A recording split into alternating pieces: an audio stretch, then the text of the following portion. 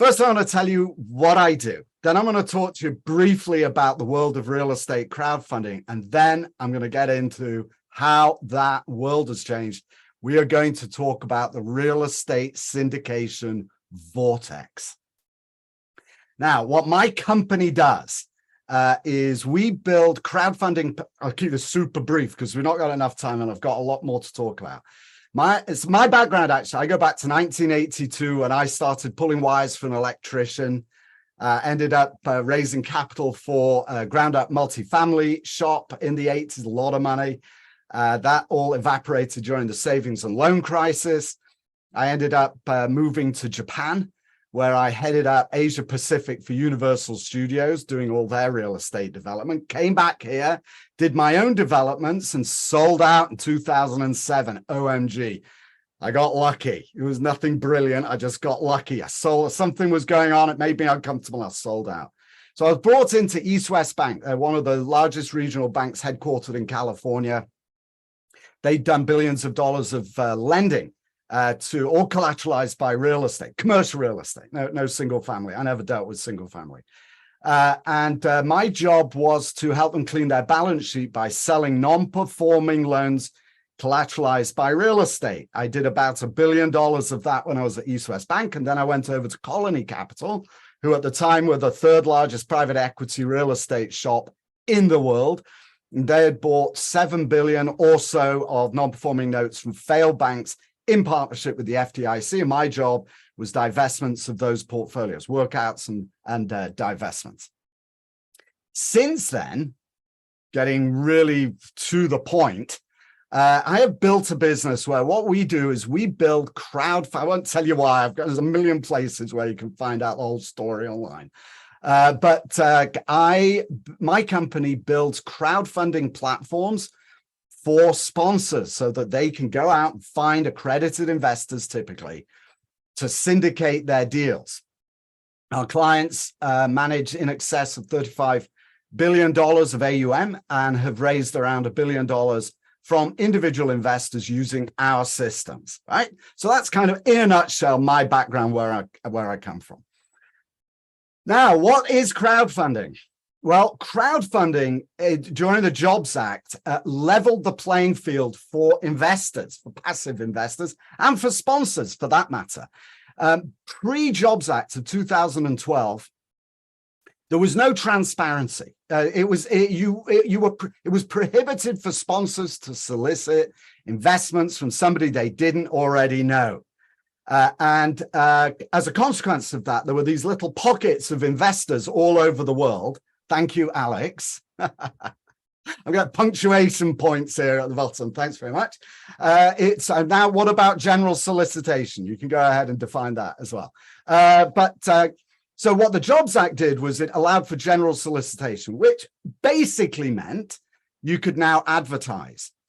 So as soon as that happened, the world changed for both sponsors and for investors. Let's call them GPs, general partners, and LPs going forward. So it changed for GPs and for LPs in the sense that now this industry that had been hidden behind closed doors suddenly became very transparent. You could go online, and can today go online and look at thousands of syndication. You can look at syndications. You can look at all of their offering documents. And hey, presto, you can, for the first time in history, you can know what are market terms for preferred returns, for promote structures, for fees, etc.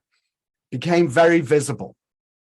Consequently, so that's basically what it did: leveled the playing field and made transparent an industry that had really been hidden behind closed doors historically. Okay, now both Jeff and Chris have commented that they've seen it, they've heard of it, they're not really sure is there much of it. The world has changed in the last 18 months. Suddenly we have gone from zero interest rate or sub 3% interest rates, sub 3 cap acquisitions. Oh my goodness, these prices are insane. To north of 7%. We have clients who are looking down the barrel of 10, 11% refinances from traditional sources. So nobody's, okay, so now what happened over the last few years with crowdfunding, and I use the term loosely, it's basically just online syndication. And by the way, if anybody else doesn't mind using their camera, I do like to see facial expressions. I want to know if you're falling asleep or if you're nodding in appreciation or if you got questions. It is good to see faces. Thank you. So what that did over the last few years is it drew into the industry, into commercial real estate investing and into syndication, thousands upon thousands of novice investors, people who had never been in real estate before, either as developers, as GPs, or as LPs. So there's a whole new world of people who have never seen a downturn. OMG. I've seen two major ones. Lost everything in the first one, sold out before the next one. I've seen every way that a deal can go wrong. And what that means is that for the first time, all of these newcomers to the industry are seeing a downturn for the first time. Sponsors, they don't know how to act. Right? You suddenly run out of money, you go into a state of panic, right? And so what they do typically is clam up and stop communicating. They're fighting fires. They're trying to get ahead of the curve. They don't want anyone to know. Okay, so I want to present to you now the real estate syndication vortex, right? What is a vortex? Why are we in a vortex? So let's start over here. When crowdfunding, when the Jobs Act, and by the way, I've got my jacket on here in a feeble attempt to hide my 19 extra pounds from 3 years sitting at home on my own during COVID. What happened during, subsequent to the Jobs Act was that now investors are able, sponsors or GPs are able to advertise, they can do online marketing to raise capital for their deals. So this is what we do.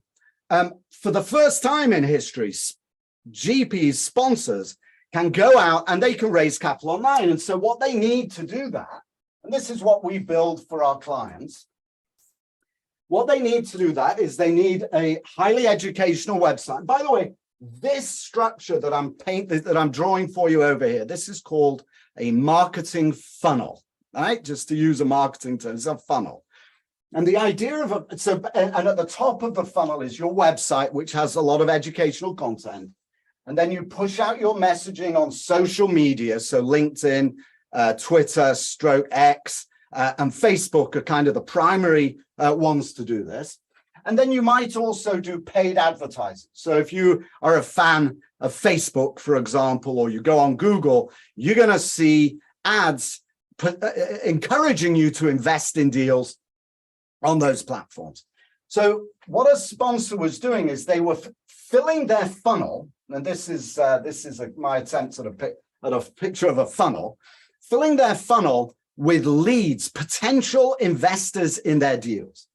And then what they do is once somebody enters a funnel, which might mean that they sign up for a newsletter with their name and email address, right?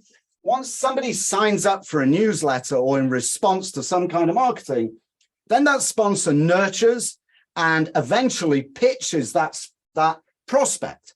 And the more the prospect learns about that, about the sponsor, the further down the funnel they go. And the reason it's described like a funnel is that up here, you're looking at, millions times 100, right? You're looking at hundreds of millions of people having access to your content online. And as people start moving through your funnel, their relationship with you, called the investor journey, fewer and fewer people go deeper and deeper into your funnel until eventually they invest with you. And only a tiny, tiny proportion of people actually invest with a sponsor, despite having millions of people being exposed to your message. And that creates a reservoir of investors. If you do the right thing by those investors, they will invest with you again and again and again, right? This is a classic funnel structure to attract investors into deals that you have or that a sponsor has to capitalize the deal. Basically, you're just talking about accredited investors in this case. Accredited. So typically we deal only with accredited investors, but the principle of a funnel applies to 100% really of every kind of marketing you see online.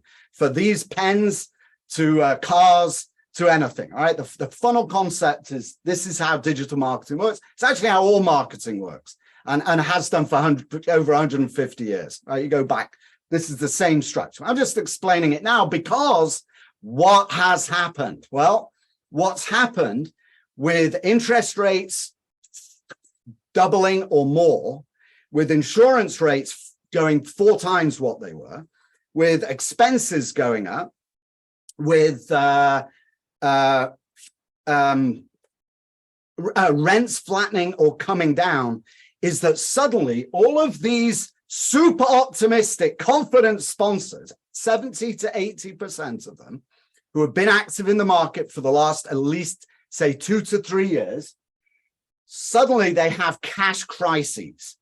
And so what has happened is a funnel, which is a kind of a voluntary process. You put marketing materials out there and people enter your funnel voluntarily and decide whether or not they're going to invest with you on a voluntary, anonymous basis.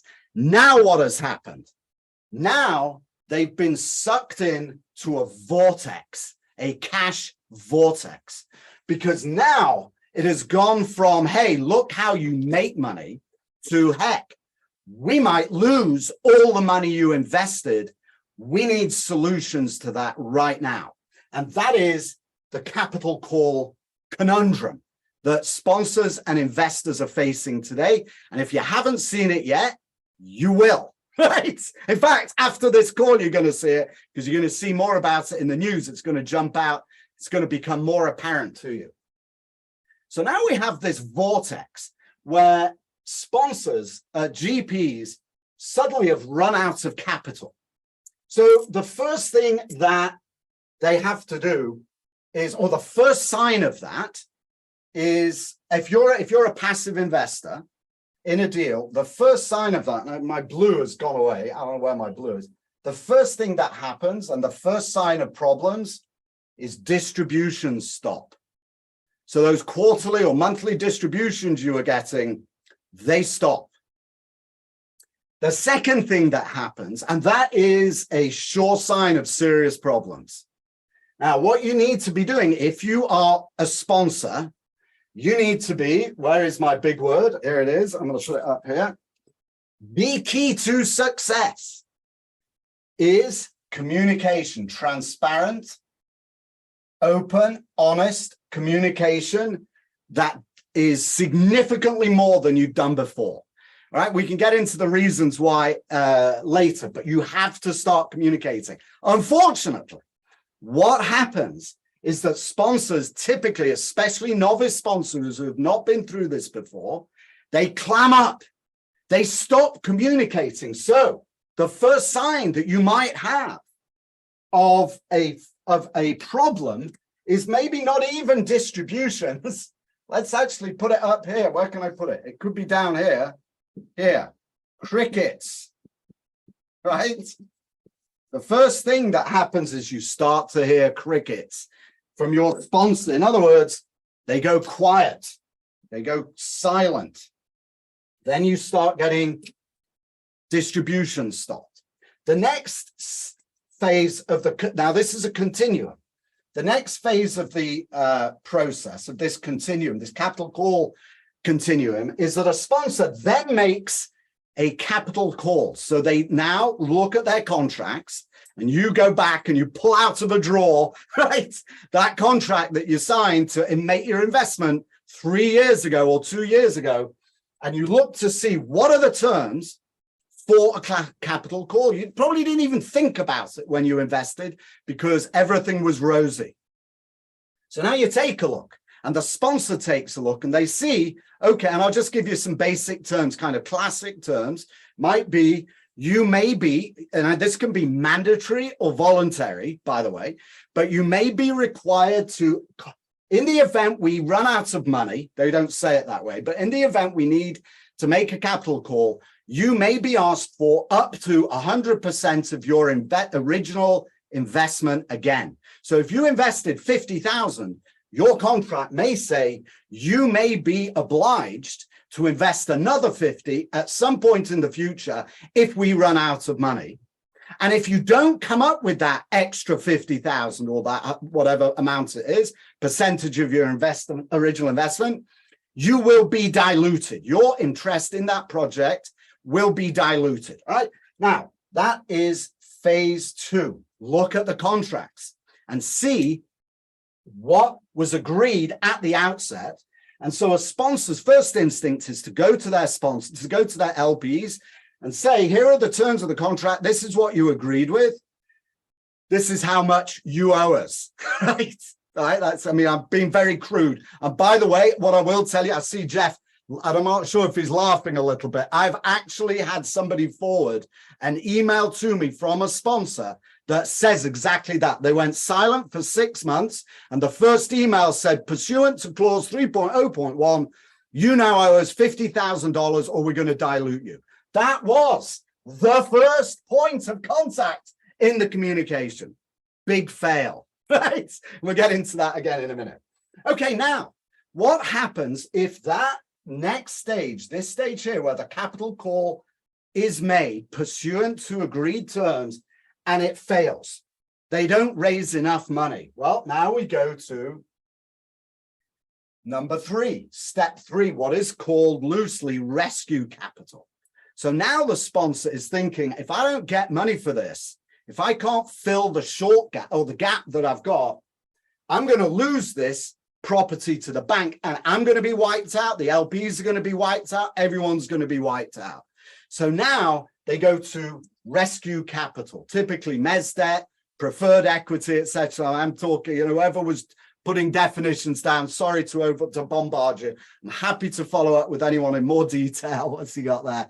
They always are if you don't want to be diluted. Right. So anyway, third step is rescue capital. Now, rescue capital terms are really tough terms. Basically, what rescue capital is going to look like, and I'll do this in red. The first thing, think of the capital stack. Actually, where's my black? Is this it? Here. So think of the capital stack. I'll just draw this in. I like to draw a oh gosh, this pen's no good. Oh, I got it to my hand. It's like trying to find my glasses. Right. So the capital stack looks like this. Okay. Typically, you've got your first position loan. That's the bank over there. And then just to keep this really, really simple, then you have the equity, right? This is the equity. So this is your LP money is here, right? So that's the equity. So if the bank takes the property back, the equity gets wiped out, everybody loses.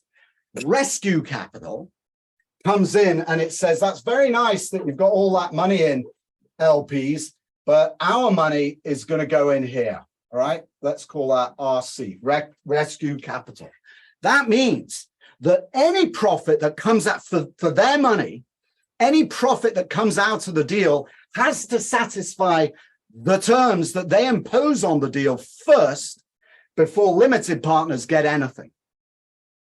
And that typically means limited partners are wiped out because the terms that a rescue capital deal offer is going to have are, and these are, again, this is what I'm working through with this educational program. I'm also learning, right, from this process. Nobody's really been through this before in the same way that it's been so transparent.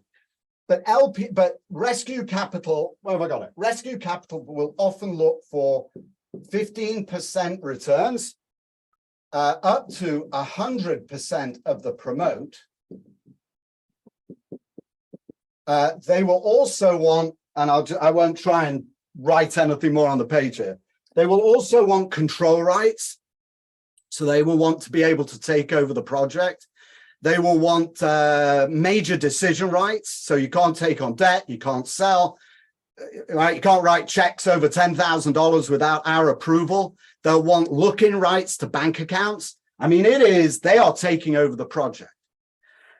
Now, the way that they may incentivize the sponsor to say yes is they'll say to the sponsor, okay, you can keep some of your fees and you can retain anything from 5 to 50% of any profit after we've got our return.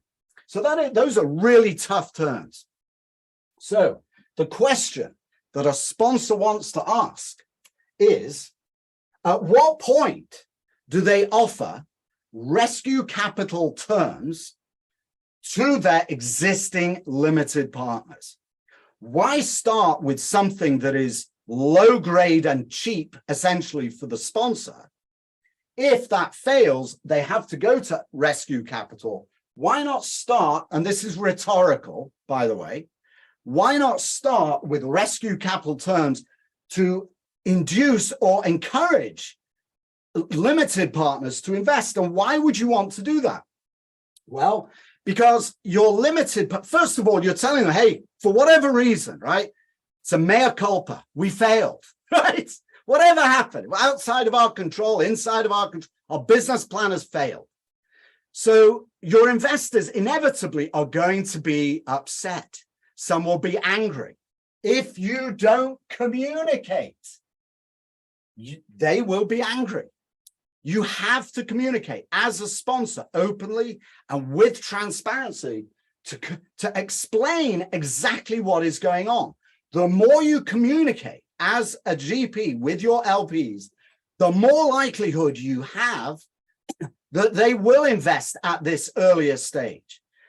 And if you are a sponsor with high integrity, and this is something as an LP you want to be looking for, you want to know that your GP, the person you invested in, is of the highest integrity. And the way that they will show that is, one, through communication, and two, by offering you terms that go way beyond. And by the way, this is not necessary, but this is one way that a sponsor can demonstrate, hey, I'm really sorry this happened. Here's what we're going to do for you, LPs. We are going to give you all of our promote. We're going to reduce our fees, and we're going to offer you rescue capital terms to save this deal. Now, if you get that, and if it's in the context of a broader sequence of communication that's explaining what's going on, you're going to be more inclined to go with that sponsor. Just think of the extremes, than if you get an email from them out of the blue that says, according to clause 3.1, you owe us $50,000 or we're going to dilute you, right? So this is how both sponsors and investors, limited partners, need to be thinking about the world that we are in now. This is, over here, we have the investor journey. This is what I call the investor journey continuum, right? You're now being sucked into a vortex. And one of the key things, because there's no way out of this thing, right? The key thing to think about as an investor, when you are faced with a capital call, and I had a conversation with a guy the other day who actually is a conduit. So he raised money from 30, 40 investors to invest in a deal that is now failing.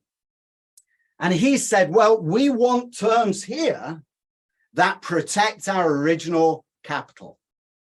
As they say in Japan, dame. That's the term, dame. That is wrong. Don't think that way. New money, any new money that comes into a deal, you're being asked to put into a deal, absolutely, positively, has to be seen as a new deal. It has to stand on its own as an investment, not tied to the original capital you put in.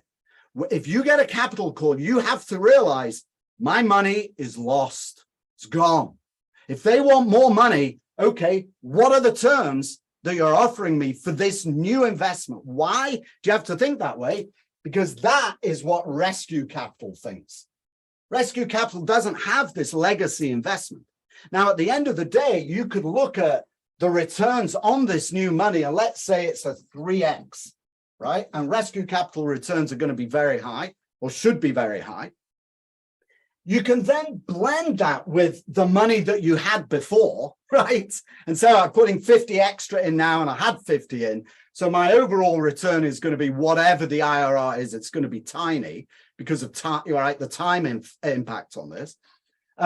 You can certainly blend that, but that new money, you've got to think about it as a new deal. You've got to underwrite it standalone and not think about protecting your original investment. All right, now I'm going to wrap up. I've no idea how much time I just took there.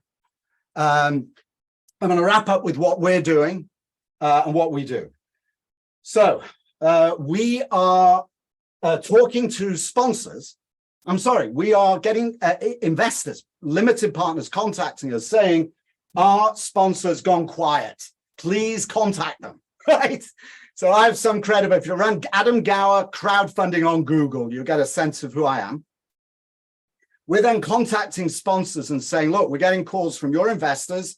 You need to up your game. And we are educating them on how to communicate, getting them over that fear hurdle that is making them clam up, and advising them, actually building webinars for them and helping them communicate more effectively so they are able to raise the capital they need from their limited partners. By the way, the other reason that it's critically important to do that is that real estate syndication is a business. It's not a quick buck industry. If you look at it as a quick buck industry, you're going to lose money. Today, you'll lose money if you've invested. You've got to think long term. So the reason this is advantageous for sponsors to communicate effectively with their investors is that if they do that, they will develop and deepen the relationship that they started over here when they first pitched them in this kind of in the good times. And even if they do lose money or don't achieve the goals or targets that they had originally, they will survive the next time around. So everybody in this series that I'm talking to, and my own personal experience, understands sponsors who behave properly today and communicate effectively will survive through, and the next time the market comes up, those LPs will be with them again, perhaps even more so, because the second time that they come in, they'll know that that sponsor's been through. It's not going to make the same mistakes twice. The second thing that we are doing is, and this is really important because this is something that nobody really knows, mapping market terms.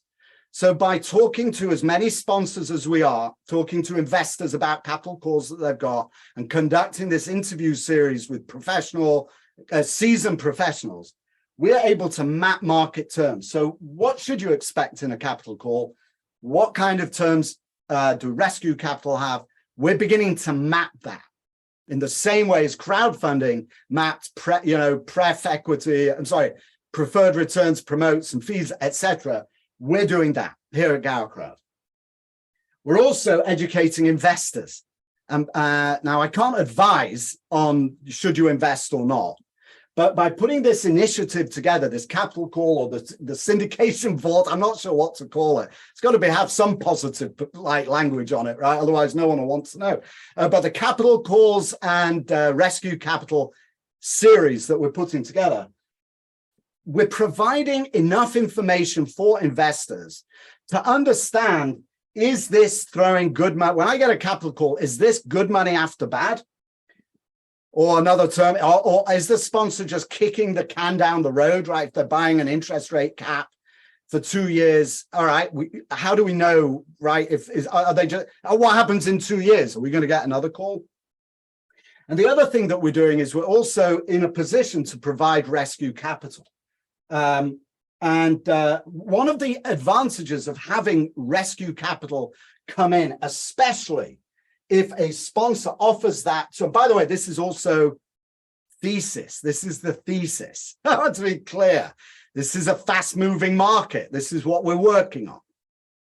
But if a rescue capital fund comes in to a deal, that alone should give confidence to limited partners that their money is not good money after bad.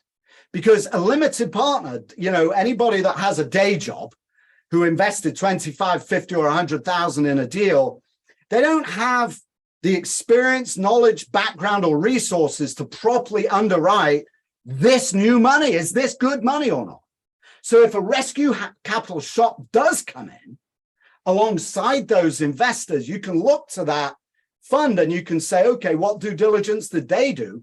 And if they say, yes, we're in, and you're as a limited partner getting the same terms, that should bring confidence, elevated confidence, that maybe that capital call is worth looking at making the investment. All right. So that's it in a nutshell. I'm going to pull this back over here. So that's my, scratching my head at 2 a.m. What am I going to talk about? I'm sorry if it wasn't like down the fairway of what you're used to, but you're going to see more of this in the next few months. I guarantee. Oh, by the way, one last thing. Even if you have not invested in a syndication, have not got a capital call, don't get a capital call, whatever, guess what? This right here, rescue capital, this is a great option. You wanted alternative investment ideas, right? Liz, that was actually what you wanted me to talk about today. Investing with a rescue capital fund is an exceptional, opportunistic option for you, or exceptional option for you during what will be a period, forgive me for using this term, of wealth transfer. All right, that's it. That's my story, and I'm sticking to it.